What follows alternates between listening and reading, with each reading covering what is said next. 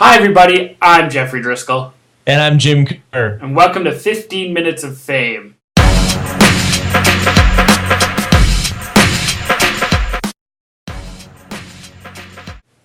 Well, Jim, we're going to start off on the episode on a sad note here with the passing of former NFL player Junior Seau. Reports say he was found dead of a self-inflicted gunshot wound this week. Yeah, it's another tragedy for the league and really the sporting world as a whole. I mean, it's been a tough stretch across, especially in North America. But you think about the recent tragedies in the NHL, kind of along those same lines. Granted, we don't know all the details, but it seems that way, anyways. No one knows for sure what led him to take his own life, but it's got to be another wake up call that mental health in general is a much more serious issue than we, not just as a sporting society, but That's just right. as a society in general. It's a more serious issue than we all kind of acknowledge, I think. And there's obviously some people that do acknowledge, but as a whole, I think it's obviously an issue not just for the professional athlete, but for the normal regular person. But it's obviously brought to a greater stage when a well-known football player like Junior Seau ends up taking that step. So it's very, very sad news. And of course, our thoughts go out to his family and friends and teammates and things like that. But yeah, it's just another tragedy in the NFL, which, as I mentioned, follows a number of tragedies in the NHL. Yeah, you're absolutely right, and in all sport, and I think you highlighted it quite right. If there's anything good to come out of this, which, dear God, there aren't very many things to see that are good, but it is that, it's on the stage, the sport is on the stage, that this can bring a better light to the mental health issues that are out there, and I agree with all your everything you're saying there. Well, while we're talking football, at least, the NFL finally came out with those player suspensions from the New Orleans Saints that we on 15 Minutes of Fame have been talking about for a little while. And it was stemming from the bounty program from last year, Jim. Yeah, Jonathan Vilma, gone for the season. Anthony Hargrove, gone for 8 games. Will Smith, gone for 4. Not that Will Smith. Not that Will Smith. Scott Fujita out for 3. The PA says it'll fight the penalties. Jim Kerr says they probably won't win that fight, because I would assume that to suspend a guy for a whole season on something like this, my own assumption is that the NFL has some pretty serious evidence or circumstantial evidence, or they don't just do this on a whim. And I think that's why you saw them take so long to. But like when Sean Payton was suspended for the year, a lot of talk was, oh, well, this guy, that's like $7 million out of this guy's pocket. It's even more pressing for a guy like Jonathan Vilma, who's a player, who might not have I don't know how the average career is 4 or 5 years. So, who knows what that does to his career. But, it's got to be a very serious decision to take a guy out for a full season. Yeah, that's right. And we said this before, the NFL must have the evidence there, because it's so serious to take people out for this long. I agree with you again. I can't imagine the Players Association being able to get too far with them appealing the suspensions. I just don't see it, Jim. Unless they have a hell of a lawyer. Yeah, well, we're talking some if the glove doesn't fit, you must acquit type That's stuff. right. That's exactly right. There was some PA news in the NHL this week, too, involving ex-Edmonton Oiler Raffi Torres. What's going on there? Well, he's launching an appeal, not of the ban itself, but of the length of the ban. He says 25 games was a bit harsh. It is, but he's the kind of guy, and maybe, it's an opportunity for the league in general to send this big message. Then again, though, if I was him, and I'm sitting for 25 games, and I'm looking at guys getting nothing for some hits, 1 or 2 or 3 for other hits, 4 or 5 really bad hit. Especially when earlier in the playoffs, the league had come out and said, well, one regular season game isn't equal to one playoff game. And okay, so we're in the playoffs. You give me 25. That seems quite harsh. And yes, Marian Hossa was hurt, and yeah, it was a bad hit. He left his feet. Just a couple of days ago, Alex Ovechkin left his feet. That's right. And it wasn't necessarily. I don't know if it was a complete predatory hit like Torres probably was, but You see the puck far away from Dan Girardi.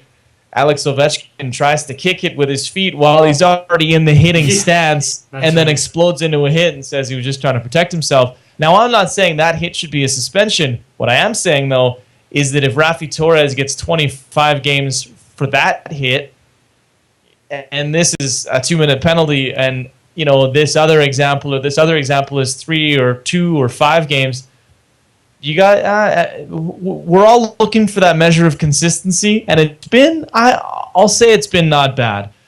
Well, but if I'm Raffi Torres, I'm thinking, oh, this is a joke. Yeah, I mean, you've nailed it, and there's been a couple of things that you've said over the past weeks, months, and a year on this show is that all we're looking for is a little consistency. Yeah, there you go, exactly.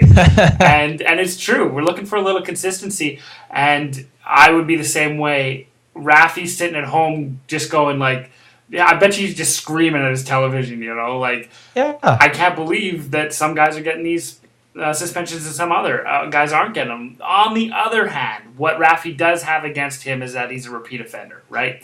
And whereas some of these other guys and some of these other hits aren't necessarily repeat offenders, although Alex Ovechkin is one. But it'll be interesting to see what happens there and if he does get any less games for a suspension. Another thing going against him too, though, is that Seabrook hit from last playoffs, where they didn't suspend him, and the court of public opinion thought the NHL completely made a farce of the whole thing and dropped the ball. So that doesn't count against them, but it kind of does because he made the NHL look stupid. Yeah, exactly. No, that's exactly right. Well, a dash of controversy over in the Nashville Predators camp, where a couple of guys broke a team rule last week. Jim, I'm going to be interested to see where you come down on this versus me. What's got Nashville Predators coach Barry Trotz so riled up? Alex Radulov and AK-46, Andrei Kostitsyn apparently broke maybe a curfew is what it sounded like. Yeah. It actually happened before Game 2 from what came out afterwards. Barry Trotz said if he knew before Game 2, there's no way that they would have played in Game 2, which they did, of course. Yeah.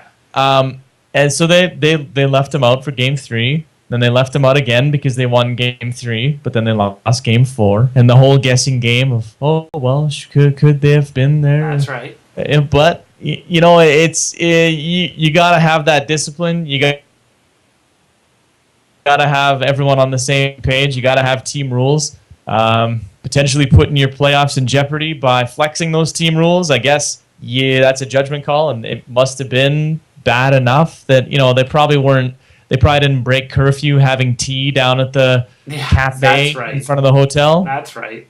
Oh, maybe it was something like like Mario Balotelli over in Manchester City, where there's photographs of him at a strip club the night before a game or something like that. I don't know, but interesting to see them make those moves, and especially when Radulov's been one of their best players, and Kostitsyn has also. I think he had scored a key goal in Game 2 as well, and very interesting stuff. Where do you come in on all of this, Okay. Listen, I am all behind Nashville, the Predators, and Barry Trotz on this one. The one thing about Barry Trotz is that he's been putting together a team, and that it's a team philosophy. They never really had the payroll to be able to pay for a really good team, and they never really, they're coming from an expansion side of things, and so Barry Trotz put together this great team. And it's all about the people in the room and very defensive-minded. And then you bring in guys like that who potentially can upset the room. And I think it was an excellent idea for them to sit them down. I don't know about the second game. That was really interesting. That's a hard call to make, especially in the playoffs. But I'm way behind the Nashville Predators on this one. I think it makes them a classy organization. That being said, I can see the other side of things. And where people are going, like, well, could they have won Game 4 with those guys in it? Those guys are impact players, and the way you know they're impact players is Nashville went out and got them at the end of the season, to go into the playoff run. They knew that those were impact players. They knew about it. So I'm still, I don't know, I'm still just Alexander Radulov with all the stuff that it took to get him back in the league at the general managers meetings and the votes and all that other stuff. For him to do that, I don't know. It's one more to add to the list of players who just don't respect the team, Jim. Yeah, and it's funny with Radulov too because he's a great player. He can do some great things, but I don't know if you saw on NBC Jonesy or whatever. Keith Jones.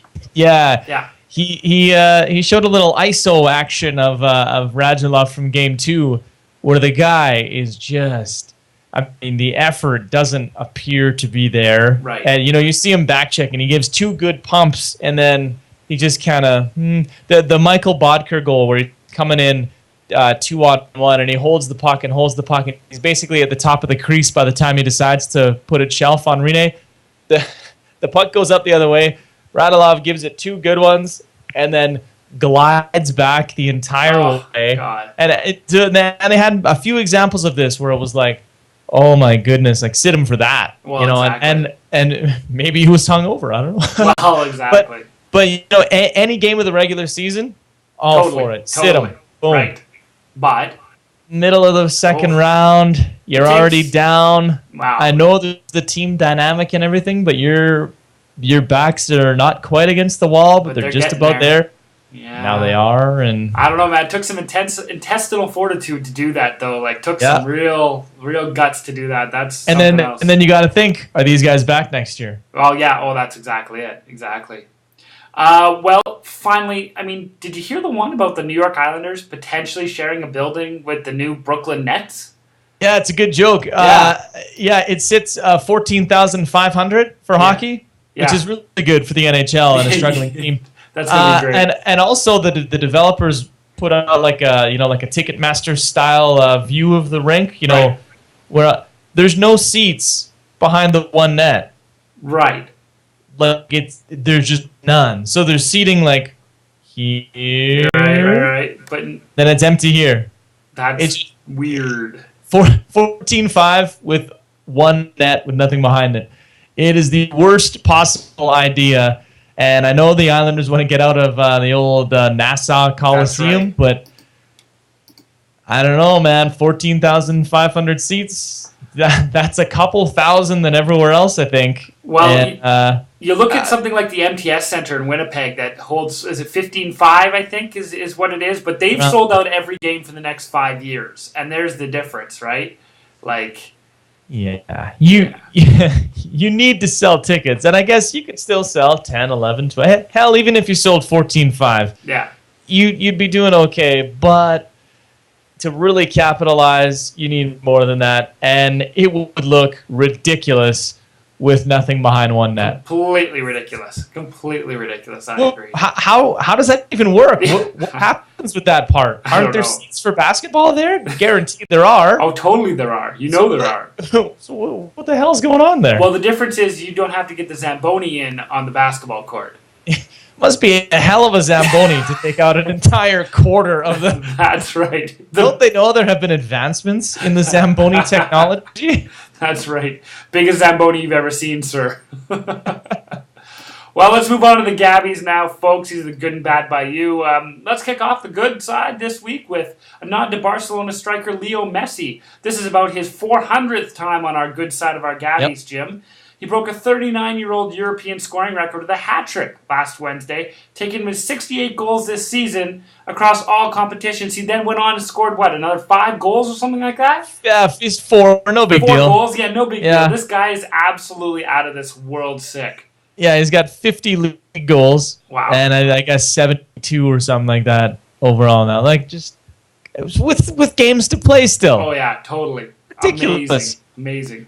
Well, Jeff, Barcelona didn't win the league. Yeah. And that's, you got a guy scoring 50 goals, 70. Yeah. Wow. That's tough. But let's give a good to the manager of the team that did win the league, Jose Mourinho and Real Madrid. Mourinho has now won domestic titles in 4 different countries, Portugal, England, Italy, and now Spain, which I believe has never been done before, and it's pretty intense. That's incredibly impressive, absolutely. Well, and our last good goes to Los Angeles Angels pitcher Jered Weaver, who tossed a no-hitter against the Minnesota Twins last week. That's the second one in the majors in less than 2 weeks, Jim. Just a funny little side note, though. Players are very superstitious about these things. You'll see if guys got perfect games going in, nobody will sit beside them, nobody will look at them, that kind of thing. But apparently he had to go to the bathroom so bad that he broke his tradition and ran into the clubhouse during the 8th inning. Lucky, though. I'm a superstitious guy, Jim. I'm surprised that he even did that. Unbelievable. Yeah, they called him out on the broadcast afterwards. I saw the interview, and they said, "Hey, what happened there?" And they showed the clip. He runs. Yeah. It's not like, oh, I'm just going to casually walk. He gets up and he just books it. He said he had to go so bad that he's sitting there saying, should I go? And he just said, I got to go. But they were saying, he gets on the bench, puts his glove down next to him. He's got his whole set thing. And then 8th inning of all innings, too. Wow. That's crunch time. Absolutely. But I guess, full bladder, that's a tough call. Absolutely. Thankfully, it's not like football where they just go wherever they are. No kidding. Yeah, with a little towel. No kidding. You got the dugout. You wouldn't even need the towel. That's right. Let's give a bad to the New York Knicks, who set an NBA record on Thursday night with a 13th straight playoff loss going back to April of 2001 against the Raptors of all teams. That's right. Surprise, surprise. Also, a bad to Amare Stoudemire for missing that game because he punched a fire extinguisher after the 12th straight loss. But there is good news here. What's that? They did win, and he had a double-double. So, nice. they're still in the playoffs, but they've now got the 13 straight playoff losses record wrapped up. I really did enjoy watching the Twitter jokes coming out after the punching a fire extinguisher Twitter jokes. I enjoyed that. That was worth it. Somebody even launched a fire extinguisher Twitter account which is as wonderful. the fire extinguisher. That's great. People are so creative. That's right. How about a bad to the Montreal Canadiens, who are apparently considering a buyout of Mr. No-Goal Scott Gomez? That will cost the team over $6.6 over 4 years. It'll be interesting to see where he ends up, though. Boy, that's a bad contract. Oh, boy. Still a good player. Well, probably. Yeah, totally. I mean, he's an NHL caliber guy. It's very, and he could regain form, Oh, sure. But wow, signs a $51 million contract against the last 4 years. That's right. Whew. Finally, a bad to San Francisco Giants pitcher Jeremy Affeldt. He hurt his non-throwing hand back in September when he was separating frozen hamburgers, and I believe that's something that may or may not have ended up in this very section. That's right. This time around, he sprained his knee when he came home, and his kid jumped off the couch into his arms. An ah moment turning into an ah moment. That's right. And just as it was last week, and just as we assume that it will be many more times after this, the punchline this week, folks, is the Charlotte Bobcats. Yes, apparently the team is making 500 seats eligible for a pay-the-pick promotion. And if you're wondering what that is, Jeff, a pay-the-pick promotion is wherever you end up picking in the upcoming draft, after the upcoming draft lottery, that is how much the ticket will cost. So, for example, if they end up picking first overall, that seat will be $1, a.k.a. a $43 season ticket. Wow. But it's not like it is in the NHL, though. They've only got, I think, a 25% or so chance of going number one, not like in the NHL where you obviously have a 48% chance, which didn't help Columbus this year, mind you. But that's pretty intense. That for 9 seats, you could buy 1 beer at most NHL rinks. That's right. Absolutely. Love it. Quick honorable mention to Patrick Day. St. Albert's Patrick Day. He went in the first round. He's a goaltender in St. Albert. To the Edmonton Oil Kings. Glad to see that he's going to be playing on a local team. Good for him. He's a friend of mine and a friend of the show. So it was good to see him go in the first round of the draft. So good for him. Put on a few pounds, though, Pat. 15 years old, 148. Maybe need to put on a few pounds, sir. And an honorable mention as well to New York Yankees superstar Mariano Rivera. Suffers a career-threatening injury shagging balls before a game, Jim. Yeah, he was out in the outfield just, having a jolly old time. ACL. Just like that. Love baseball injuries. Like that. Exactly. Well, folks. Yeah. Just a terrible, terrible way to go. But he says he'll be back. Good. Well, folks, that's our 15 minutes of fame up for this week. Join us again next week when we get a whole new 15 minutes of fame. In the meantime, I'm still Jeffrey Driscoll. And I'm usually Jim Kerr. Have a good week, folks.